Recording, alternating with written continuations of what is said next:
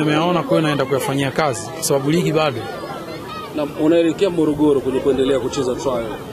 Kipi hasa ambacho unatarajia kurekebisha kwa yale yalitokea hapa? Kwa sababu nimeona mechi ya kwanza tumecheza na Azam na hii mechi ya pili. Kwa hiyo nimeona marekebisho ambayo yanatakiwa kufanya kwa sababu kuna wengine walicheza mechi na Azam, mechi hii hawakucheza. Kwa hiyo leo nimewapo nao nimeona kabisa kwamba timu ina weakness sehemu gani. Kwa hiyo nitaenda kuifanyia marekebisho. Ligi kuu ya soka tena bara inaanza msimu ujao. Kipi hasa ambacho unapenda kuambia mashabiki wa Mbeya City ndani ya pre-season yako? Na kwa sababu katika pre-season unaona leo Real Madrid wamefungwa na Manchester. Ni moja ya mchezo yani kwa sababu katika ligi lazima nifanye marekebisho timu yangu iweze kupata matokeo mazuri. Mimi nafikiri watu wamehamasika. Tulipata watu lakini sio wengi ambavyo tulivyotegemea, lakini hii tunaomba Watanzania wenzetu jamani. Mapambano ni ya kwetu sote.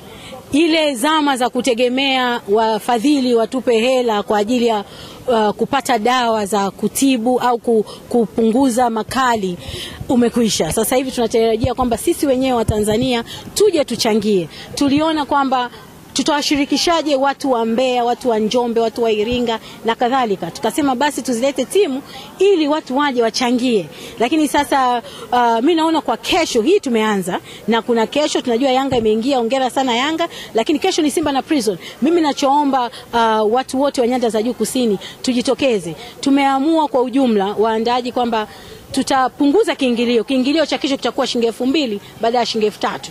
Kwa hiyo tunaomba Watanzania tujitokeze kwa wingi.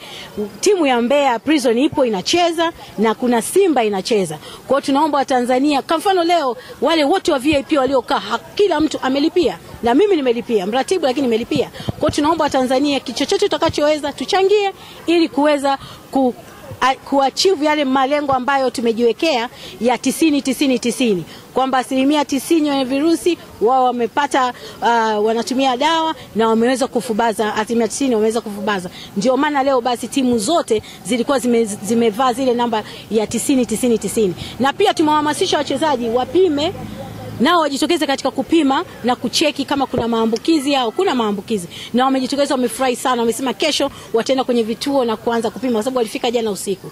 Kwa mimi naomba watu wote nyanda za juu kusini wajitokeze kupima na wajitokeze kwenye game. Shilingi 2,000 utakuwa umechangia ndugu yako, familia. Katika kila familia kuna mtu ambaye ameathirika.